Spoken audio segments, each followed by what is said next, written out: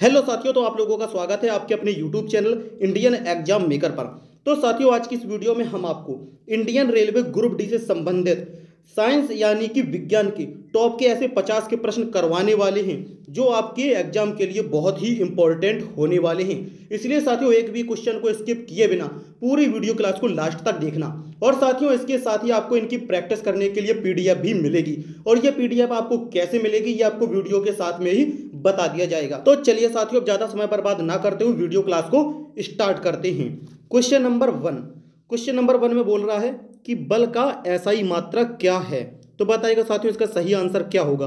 तो आंसर होगा option A, Newton. साथियों, बल का एसआई मात्रक न्यूटन होता है। क्वेश्चन नंबर दूसरा, गति के नियम किसने दिए थे।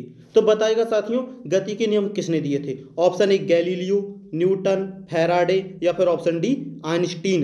तो साथियों, इसका जो सही आंसर होगा यह है ऑप्शन बी, न्यूटन। साथियों, गति के नियम न्यूटन ने दिए थे। नेक्स्ट क्वेश्चन नंबर तीसरा, ध्वनि का वेग अधिकतम किस माध्यम में होता है। तो बताइएगा दोस्तों, ध्वनि का वेग सबसे ज्यादा कौन से माध्यम में होता है। तो आंसर होगा ऑप्शन ए, ठोस। साथियों, ध्वनि का वेग सबसे ज्यादा ठोस के माध्यम में होता है। नेक्स्ट क्वेश्चन नंबर चौथा, विद्युत शक्ति का सूत्र क्या है। बताइएगा साथियों, विद्युत शक्ति का जो सूत्र होता है वो क्या है। तो इसका जो आंसर होगा यह है ऑप्शन ए, P बराबर वी आई। साथियों, विद्युत शक्ति का सूत्र P बराबर वी आई होता है। नेक्स्ट क्वेश्चन नंबर पांचवा, सूर्य का प्रकाश पृथ्वी पर पहुंचने में कितना समय लेता है। तो साथियों, इसका जो सही आंसर क्या होगा, ये सिंपल सा क्वेश्चन है, आंसर आप लोग बता सकते हो। तो साथियों, इसका जो सही आंसर होगा ऑप्शन बी, 8 मिनट। साथियों, सूर्य का प्रकाश पृथ्वी तक पहुंचने में 8 मिनट का समय लेता है। नेक्स्ट क्वेश्चन 6, विद्युत प्रभाव मापने के लिए कौन सा उपकरण उपयोग किया जाता है। तो साथियों, इसका जो सही आंसर होगा ये क्या होगा। आंसर होगा ऑप्शन सी, एम्पियर मीटर। साथियों, विद्युत प्रवाह मापने के लिए जो उपकरण प्रयोग होता है ये एम्पियर मीटर होता है। नेक्स्ट क्वेश्चन सातवां, गुरुत्वाकर्षण का मूल्य कहाँ अधिकतम होता है। तो बताइएगा साथियों, इसका सही आंसर क्या होगा। साथियों, इसका सही आंसर होगा ऑप्शन बी, ध्रुव। साथियों, गुरुत्वाकर्षण का मूल्य सबसे ज्यादा ध्रुव पर होता है। नेक्स्ट क्वेश्चन 8वां नंबर का, तो जिसमें पूछा जा रहा है रेडियो तरंगों की खोज किसने की थी। तो साथियों, बताइएगा किसने की थी रेडियो तरंगों की खोज। तो आंसर होगा ऑप्शन ए, हेनरी हर्ट्ज ने। साथियों, रेडियो तरंगों की खोज हेनरी हर्ट्ज ने की थी। नेक्स्ट क्वेश्चन 9वां, गैस के दाब का मापन किस उपकरण से किया जाता है। तो साथियों, इसका जो सही आंसर होगा क्या होगा। तो आंसर होगा ऑप्शन ए, बैरोमीटर। साथियों, गैस के दाब का मापन बैरोमीटर उपकरण से किया जाता है। नेक्स्ट क्वेश्चन 10वां नंबर, साधारण पेंडुलम का समय काल किस पर निर्भर करता है। तो साथियों, बताइएगा दोस्तों, किस पर निर्भर करता है। तो आंसर होगा ऑप्शन बी, लंबाई पर। साथियों, साधारण पेंडुलम का समय काल ये लंबाई पर निर्भर करता है। क्वेश्चन नंबर 11, जल का पीएच मान क्या होता है। तो बताइएगा साथियों, जल का पीएच मान क्या होता है। तो आंसर होगा ऑप्शन ए, 7। साथियों, जल का जो पीएच मान होता है ये 7 होता है। नेक्स्ट क्वेश्चन नंबर 12 है, सोडियम का रासायनिक प्रतीक क्या है। तो बताइएगा साथियों, सोडियम का रासायनिक प्रतीक क्या होता है। तो आंसर होगा ऑप्शन बी, Na, यानी कि सोडियम। साथियों, सोडियम का रासायनिक प्रतीक Na होता है। नेक्स्ट क्वेश्चन 13, तेजाब का पीएच मान कैसा होता है। मतलब पूछ रहा है कि तेजाब का जो पीएच मान होता है वो क्या है। तो इसका जो आंसर होगा यह है ऑप्शन बी, 7 से कम। साथियों, तेजाब का पीएच मान 7 से कम होता है। नेक्स्ट क्वेश्चन नंबर 14 है, एक अणु में परमाणु जोड़े रखने वाला बल क्या कहलाता है। तो साथियों, इसका जो आंसर होगा यह है ऑप्शन बी, रासायनिक बंधन। साथियों, एक अणु में परमाणु जोड़े रखने वाला जो बल होता है ये ऑप्शन बी पर रासायनिक बंधन होता है। नेक्स्ट क्वेश्चन 15 है, सूखा बर्फ किसे कहते हैं। तो बताइएगा साथियों, सूखा बर्फ किसे कहते हैं। तो आंसर होगा ऑप्शन बी, ठोस कार्बन डाइऑक्साइड। साथियों, ठोस कार्बन डाइऑक्साइड को ही हम सूखे बर्फ के नाम से जानते हैं। नेक्स्ट क्वेश्चन नंबर 16, नाइट्रोजन का उपयोग मुख्यतः किस में होता है? तो साथियों बताइएगा इसका सही आंसर क्या होगा? तो आंसर होगा ऑप्शन बी, खाद। साथियों नाइट्रोजन का उपयोग मुख्यतः खाद के रूप में किया जाता है। क्वेश्चन नंबर 17 है, स्टेनलेस स्टील में मुख्यतः कौन कौन से तत्व होते हैं? तो साथियों इसका जो आंसर होगा ये है ऑप्शन ए, लोहा और क्रोमियम। साथियों स्टेनलेस स्टील में मुख्य रूप से जो तत्व होते हैं ये लोहा और क्रोमियम होते हैं। क्वेश्चन नंबर 18 है, अम्ल और क्षार की क्रिया से क्या बनता है? तो बताइएगा साथियों अम्ल और क्षार की क्रिया से क्या बनता है? तो आंसर होगा ऑप्शन ए, लवण। साथियों अम्ल और क्षार की क्रिया से लवण बनता है। नेक्स्ट क्वेश्चन नंबर 19, एथेनॉल का रासायनिक सूत्र क्या है? तो बताइएगा साथियों एथेनॉल का रासायनिक सूत्र क्या होता है? तो आंसर होगा ऑप्शन बी, C2H5OH। साथियों ये एथेनॉल का रासायनिक सूत्र होता है। नेक्स्ट क्वेश्चन नंबर 20, अल्कोहल का उपयोग मुख्यतः किस में होता है? बताइएगा साथियों अल्कोहल का उपयोग मुख्य रूप से किस में उपयोग होता है? ठीक है, तो साथियों इसका जो आंसर ये ऑप्शन ए, ईंधन। साथियों अल्कोहल का मुख्यतः उपयोग ईंधन के रूप में होता है। नेक्स्ट क्वेश्चन नंबर 21, मानव शरीर की सबसे छोटी हड्डी कौन सी है? तो साथियों इसका जो सही आंसर होगा यह ऑप्शन बी, स्टेप्स। साथियों मानव शरीर की सबसे छोटी हड्डी स्टेप्स होती है। क्वेश्चन नंबर 22, मलेरिया रोग किसके कारण होता है? तो बताइएगा साथियों मलेरिया रोग किसके कारण होता है? बैक्टीरिया, वायरस, प्रोटोजोआ या फिर ऑप्शन डी, कवक के द्वारा? तो साथियों इसका आंसर होगा ऑप्शन सी, प्रोटोजोआ के द्वारा। साथियों मलेरिया रोग प्रोटोजोआ के द्वारा होता है। क्वेश्चन नंबर 23, विटामिन सी की कमी से कौन सा रोग होता है? तो साथियों इसका आंसर बताइएगा क्या होगा? तो साथियों इसका जो आंसर होगा यह ऑप्शन बी, स्कर्वी। साथियों विटामिन सी की कमी से स्कर्वी रोग होता है। क्वेश्चन नंबर 24, मानव शरीर में कुल कितनी हड्डियां होती हैं? तो साथियों ये क्वेश्चन तो बहुत ही सिंपल सा है, हम लोग बचपन से पढ़ते आ रहे हैं, इस क्वेश्चन का आंसर बताने की ज़रूरत नहीं है। तो इसलिए साथियों अगर आप लोगों को इसका आंसर आता है तो साथियों ये क्वेश्चन का आंसर आप लोग कमेंट बॉक्स में बताइएगा। ठीक है, क्वेश्चन नंबर 25, मनुष्य के शरीर में रक्त शुद्धिकरण किस अंग द्वारा होता है? तो बताइएगा साथियों किस अंग द्वारा होता है? तो साथियों इसका जो आंसर होगा यह ऑप्शन बी, गुर्दा के द्वारा। साथियों मनुष्य के शरीर में जो रक्त का शुद्धिकरण होता है यह गुर्दा में होता है। नेक्स्ट क्वेश्चन नंबर 26, गति की इकाई क्या है? तो साथियों बताइएगा गति की जो इकाई होती है वो क्या होती है? तो आंसर होगा ऑप्शन ए, मीटर प्रति सेकेंड।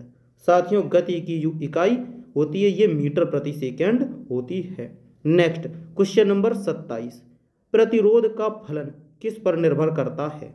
तो बताइएगा साथियों किस पर निर्भर करता है प्रतिरोध का फलन? तो साथियों इसका जो आंसर होगा यह ऑप्शन सी, वस्तु के तापमान पर। साथियों प्रतिरोध का जो फलन होता है ये वस्तु के तापमान पर निर्भर करता है। क्वेश्चन नंबर 28, जोशीले तत्व किस श्रेणी के होते हैं? तो बताइएगा साथियों किस श्रेणी के होते हैं जोशीले तत्व? तो साथियों इसका जो आंसर होगा ये ऑप्शन डी, अल्कली धातु। ठीक है साथियों जोशीले तत्व ये अल्कली धातु श्रेणी के होते हैं। नेक्स्ट क्वेश्चन नंबर 29, किस पदार्थ का सबसे अच्छा कंडक्टर माना जाता है? तो साथियों इसका जो सही आंसर होगा क्या होगा? तांबा, चांदी, सोना या फिर ऑप्शन डी, एल्यूमिनियम? तो आंसर होगा ऑप्शन बी, चांदी। साथियों चांदी पदार्थ का सबसे अच्छा कंडक्टर माना जाता है। ठीक है, क्वेश्चन नंबर 30, संपादित प्रकाश की परिधि कितनी होती है? तो बताइएगा साथियों प्रकाश की परिधि कितनी होती है? तो इसका जो आंसर होगा यह ऑप्शन ए, 400 से 700 नैनोमीटर तक साथियों ये संपादित प्रकाश की परिधि होती है। ठीक, क्वेश्चन नंबर 31, गति का एकल उदाहरण है? तो साथियों बताइएगा कि गति का एकल उदाहरण कौन सा है? तो आंसर होगा ऑप्शन बी, कार का चलना। साथियों ये कार का चलना गति का एकल उदाहरण होता है। नेक्स्ट क्वेश्चन नंबर 32, गुरुत्वाकर्षण का फॉर्मूला क्या है? तो साथियों बताइएगा गुरुत्वाकर्षण का फॉर्मूला क्या होता है? तो इसका जो आंसर होगा यह ऑप्शन ए, F = G कोष्ठक के अंदर m1 m2 upon are square. साथियों ये गुरुत्वाकर्षण का फॉर्मूला होता है। नेक्स्ट क्वेश्चन नंबर 33, किस पदार्थ का सबसे अच्छा इंसुलेटर माना जाता है? तो साथियों इसका सही आंसर क्या होगा? तो साथियों इसका जो सही आंसर होगा यह ऑप्शन डी प्लास्टिक। साथियों प्लास्टिक पदार्थ का सबसे अच्छा इंसुलेटर माना जाता है। ठीक। क्वेश्चन नंबर 34, सौर ऊर्जा का प्रयोग किस में होता है? तो बताइएगा साथियों सौर ऊर्जा का प्रयोग किस में होता है? तो इसका जो आंसर होगा यह ऑप्शन सी बिजली उत्पादन में। साथियों सौर ऊर्जा का प्रयोग बिजली उत्पादन में किया जाता है सौर प्लेटों के द्वारा। ठीक है, वो तो आप लोग जानते ही होंगे। क्वेश्चन नंबर 35, सड़क पर बर्फ को रोकने के लिए किसके मिश्रण का उपयोग किया जाता है?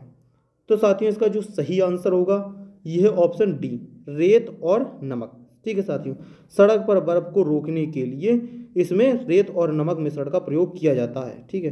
क्वेश्चन नंबर 36, सामान्य नमक का रासायनिक नाम क्या है? तो साथियों इसका जो आंसर होगा यह ऑप्शन ए सोडियम क्लोराइड। साथियों सामान्य नमक का रासायनिक नाम सोडियम क्लोराइड होता है। नेक्स्ट क्वेश्चन नंबर 37, संयोजी रसायन में कौन सा तत्व नहीं पाया जाता है? तो बताइएगा साथियों कौन सा तत्व नहीं पाया जाता है? तो इसका जो आंसर होगा यह ऑप्शन ए हाइड्रोजन। ठीक है साथियों, संयोजी रसायन में हाइड्रोजन तत्व नहीं पाया जाता है। क्वेश्चन नंबर 38, मीथेन गैस का रासायनिक सूत्र क्या है? क्या होता है मीथेन गैस का रासायनिक सूत्र? तो साथियों इसका जो सही आंसर होगा यह ऑप्शन ए CH4। साथियों ये CH4 मीथेन गैस का एक रासायनिक सूत्र होता है। ठीक है। क्वेश्चन नंबर 39, पानी का जलीय घोल किसके वर्ग में आता है? किसके वर्ग में आता है? अम्ल, क्षार, बायो सोडियम या फिर लवण? तो साथियों इसका जो सही आंसर होगा यह ऑप्शन बी क्षार। साथियों पानी का जलीय घोल क्षार वर्ग में आता है। नेक्स्ट क्वेश्चन नंबर 40, कौन सा रासायनिक यौगिक पेट्रोलियम में पाया जाता है? तो साथियों इसका जो सही आंसर होगा यह है ऑप्शन ए बेंजीन। ठीक है साथियों, ये बेंजीन रासायनिक यौगिक पेट्रोलियम में पाया जाता है। ठीक। क्वेश्चन नंबर 41, यूरिया किसका उत्पाद है? बताइएगा यूरिया किसका उत्पाद होता है? तो इसका जो आंसर होगा यह है ऑप्शन सी पशु मूत्र। साथियों ये यूरिया जो होता है ये पशु मूत्र का उत्पाद होता है। ठीक है। क्वेश्चन नंबर 42, नाइट्रोजन कबाड़ में पाया जाता है। तो कौन से कबाड़ में पाया जाता है नाइट्रोजन? तो इसका जो आंसर होगा यह ऑप्शन डी उर्वरक में। साथियों ये नाइट्रोजन होता है ये उर्वरक कबाड़ में पाया जाता है। क्वेश्चन नंबर 43, अणुओं के बीच किस प्रकार का बंधन सबसे कमजोर होता है? तो साथियों इसका जो सही आंसर होगा यह ऑप्शन सी साधारण कण। साथियों अणुओं के बीच में जो बंधन सबसे कमजोर होता है यह साधारण कण होता है। ठीक है। क्वेश्चन नंबर 44, किस यौगिक का उपयोग बिजली उत्पादन में होता है? तो किस यौगिक का उपयोग बिजली उत्पादन में होता है? तो इसका आंसर होगा ऑप्शन सी प्राकृतिक गैस का। साथियों प्राकृतिक गैस यौगिक का उपयोग बिजली उत्पादन में होता है। नेक्स्ट क्वेश्चन नंबर 45, कार्बनिक यौगिकों में क्या विशेषता होती है? तो साथियों इसका जो सही आंसर होगा यह ऑप्शन सी हाइड्रोकार्बन से बने होते हैं। साथियों कार्बनिक यौगिक की यह विशेषता होती है कि यह हाइड्रोकार्बन से बने होते हैं। ठीक है। क्वेश्चन नंबर 46, मानव हृदय के 4 कक्ष होते हैं। ठीक है, इनमें से कौन सा सबसे निचला कक्ष होता है? तो साथियों इसका सही आंसर बताइएगा क्या होगा? तो साथियों इसका जो सही आंसर होगा यह है ऑप्शन सी दाएं वेंट्रिकल। साथियों मानव हृदय के जो 4 कक्ष होते हैं इनमें सबसे निचला कक्ष होता है ये। क्वेश्चन नंबर 47, कैम्ब्रिज विश्वविद्यालय में सजीव कोशिका की संरचना किसने खोजी थी? तो साथियों इसका जो सही आंसर होगा यह है ऑप्शन बी मैथ्यू सलाइडन ने।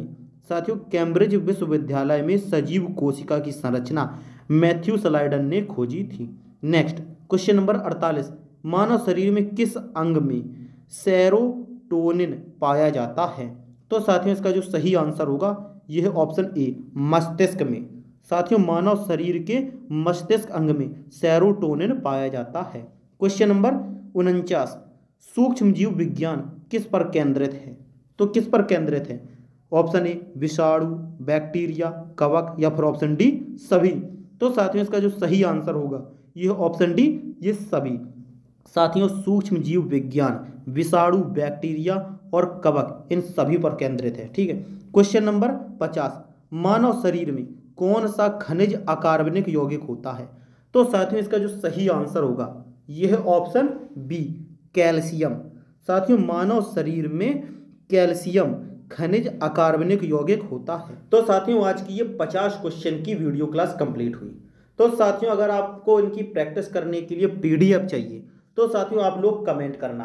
साथियों जो लोग कमेंट करेंगे मैं आपको बताऊंगा कि ये पीडीएफ आपको कैसे मिलेगी। और साथियों इसके साथ ही अगर आपको आज की ये वीडियो क्लास पसंद आई हो तो वीडियो को एक लाइक कर देना और चैनल पर नए तो सब्सक्राइब करके नोटिफिकेशन को ऑन कर देना, जिससे कि इसी तरह की वीडियो क्लास की नोटिफिकेशन सबसे पहले आप लोगों तक पहुंच सके। और साथियों कमेंट बॉक्स में बताइएगा कि आपको आज की वीडियो क्लास कैसी लगी।